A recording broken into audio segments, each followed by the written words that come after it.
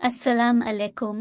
Sorry, परसों काफ़ी दिन के बाद एपिसोड दी मगर लेट वजह वही हुई कि लान वीडियो बनाकर इडियट कर दिया मगर वो तो जैसे अटक ही गई। शाम 4 बजे की लगाई 9 बजे डाउनलोड हुई और MB ज़्यादा होने की वजह से अपलोडिंग में टाइम लगा।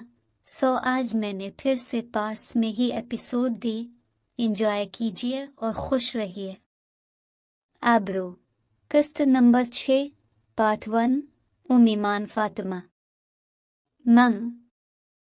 हुमायूं ने 2-3 बार पलटकर उसे देखा जो कि हल्का हल्का करा रही थी।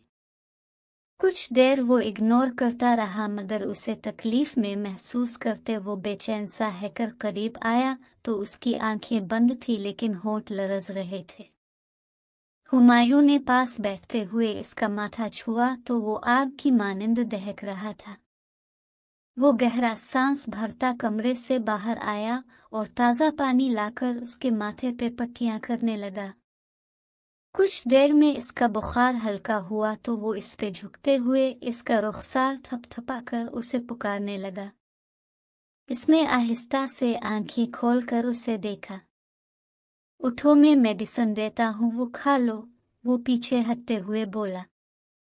फिर उसे मेडिसिन खुलाकर उस पे कन्फर्म और आता अपनी साइड पे लेट गया।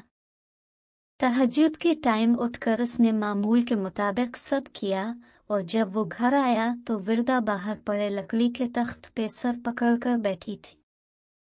कैसी तबीयत है तुम्हारी?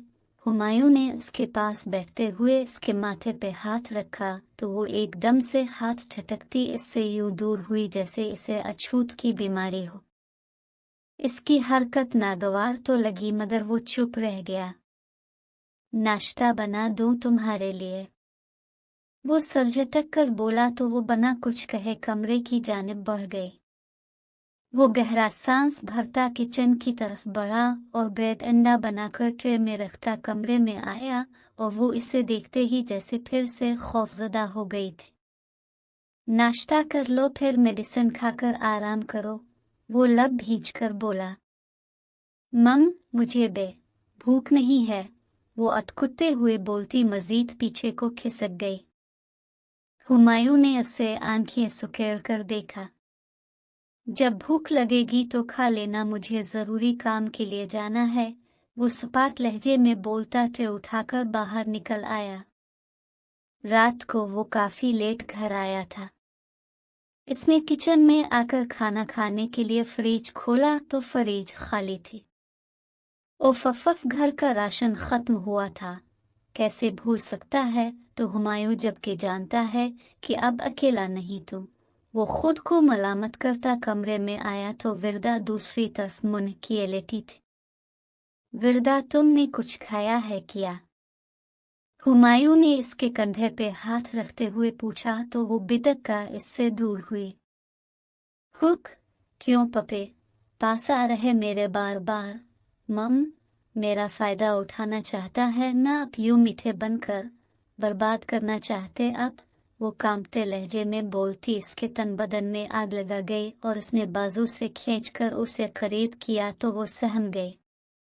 रोना बंद करो वरना जान निकाल दूंगा।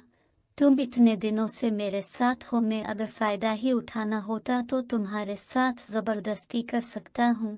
मैं तो वैसे ही बदकिरदार हूँ, तुम्हारी नजरों में तो मुझ जैसा बदकिरदार मीठा बनकर क्यों करेगा? वो जबले दबोचे चबा चबा कर बोला तो वो खौफजदा हैकर रोने लगी। हुमायूं ने इसे पीछे धकेला और पीछे होता सर थामकर बैठ गया। तुम मुझे कभी समझ नहीं पाओगी विरदा, कभी भी नहीं, क्योंकि तुम अपनी बहन की आंखों से देखती और इसी की ज़बान समझती हो। मेरी दस्तरस में होने के बावजूद मैंने तुम्हें छुआ तक नहीं।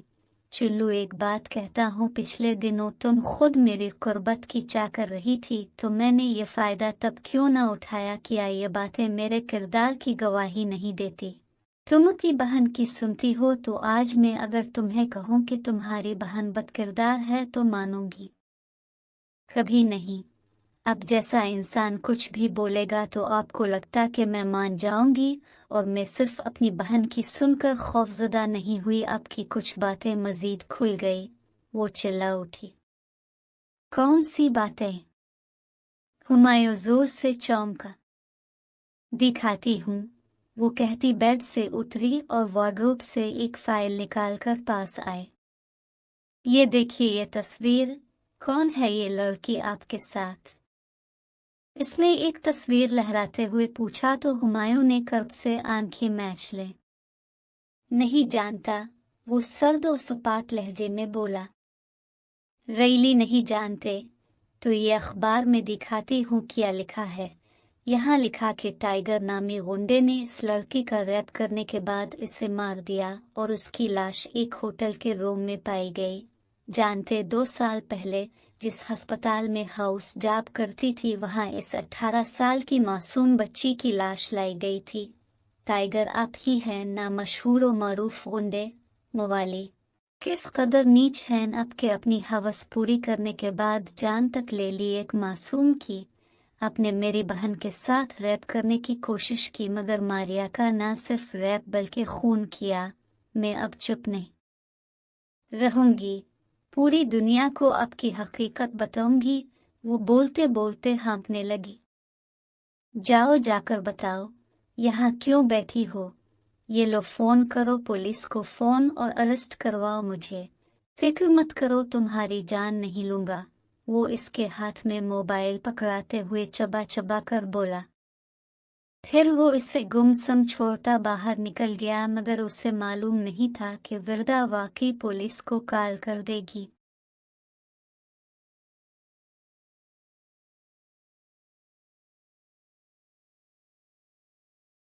सफदर हेडक्वार्टर पहुंचा तो सब ऑफिसर ने खड़े होकर उसे सलाम किया। बैठ जाएं सब, वो गंभीर आवाज में बोलता अपनी नशिस्त पे बैठ गया। आज मगरिब के बाद दी मून क्लब में दरगुस डील है जो कि टाइगर के लिए बहुत अहमियत रखती है। तुम में से हर एक अपना मास्क मेकअप करके वहाँ एक एक करके पहुँचेगा और मैं वहीं मिलूंगा। आप सब रेडी हैं इस रिस्की मिशन के लिए? सफदर हुसैन ने कहा। यस सर, सब ने एक जुबान है कर कहा।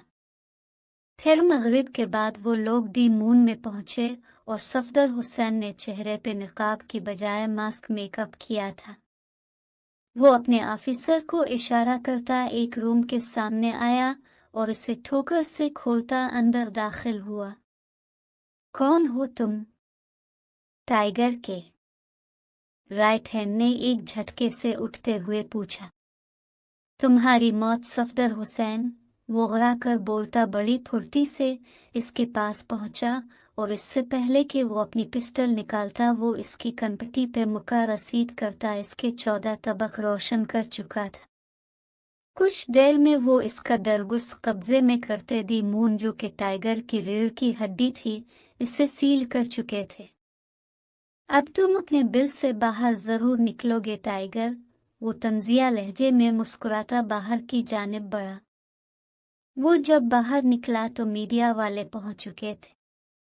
सर आपने अब तक जो भी दरगुस माफिया के खिलाफ मिशन किए ये सबसे बड़ा मिशन था तो उसके मुतालिक अब तफसील बता दीजिए, एक एंकर ने कहा। मिस्टर फरीद, आपको लगता है कि मैं अपने प्लान्स दुनिया को बताऊं ताकि सारा माफिया अलर्ट हो जाए? मैं सफदर हुसैन हूं और मैं अपने प्लान्स किसी को नहीं बताता, वो सपाट लहजे में बोला। सर अब ये तो बता दीजिए कि आपका नेक्स्ट टारगेट कौन है? एंकर ने एक और सवाल दागा। वक्त आने पे पता चल जाएगा, वो कहता उनकी साइड से होता आगे बढ़ गया। कुछ देर में वो आउट क्वार्टर पहुंचा और फिर उसके नीचे बनी सुरंग से वो निकलकर घर की जानिब बढ़ गया। हुमायूं के जाने के बाद इसने फरहीन को कॉल करके सारी सिचुएशन बताई तो इसने इसे फौरन पुलिस को फोन करने को कहा।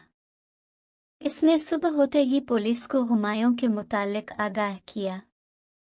खौफ बहुत महसूस हो रहा था लेकिन इसका अज़्म था कि वो मारिया के कातिल को यूं ही नहीं छोड़ेगी। कुछ देर के बाद दरवाज़ा धड़ाधड़ बजने लगा और उसने उठकर खोला तो बाहर पुलिस खड़ी थी। मैमा भी ने टाइगर के मुतालिक कंप्लेन करवाई थी। यस मैंने ही करवाई थी, وہ ابھی باہر گئے ہیں تو پتہ نہیں کہاں آئے گے، وہ جلدی سے بولی۔ اوکے، آپ انہیں کیسے جانتی ہیں؟ شوہر ہیں وہ بدقسمتی سے اس بیچاری کا، فرحین نے پیچھے سے آتے ہوئے جواب دیا۔ وہ اچھا، آپ پلیز پولیس اسٹیشن چل کر FIR درج کروا سکتی ہیں، صفدر حسین صاحب کے سامنے یہ اقرار کرنا ہوگا آپ کو، ایک پولیس آفیسر نے کہا۔ آف کورس سر، اس سے پہلے وہ جواب دیتی کہ فرحین نے جلدی سے کہا، میں کیسے جا سکتی ہوں؟ وہ گھبرا کر بولی۔ صفدر حسین سے ملنے کا موقع ملے گا۔ فرحین کی بات پہ اس کا دل جیسے کانوں میں دھڑکنے لگا۔ پھر وہ دونوں پولیس والوں کے ساتھ پولیس اسٹیشن کے لیے نکلی، مگر گاڑی کو سنسان راستوں سے گزرتے دیکھ کر وردا کی چھٹی حس نے وارننگ دینی شروع کر دی، اور کچھ دیر بعد گاڑی میں دھواں سا بھر گیا اور وہ دونوں کے حواس جیسے ساتھ چھوڑتے چلے گئے۔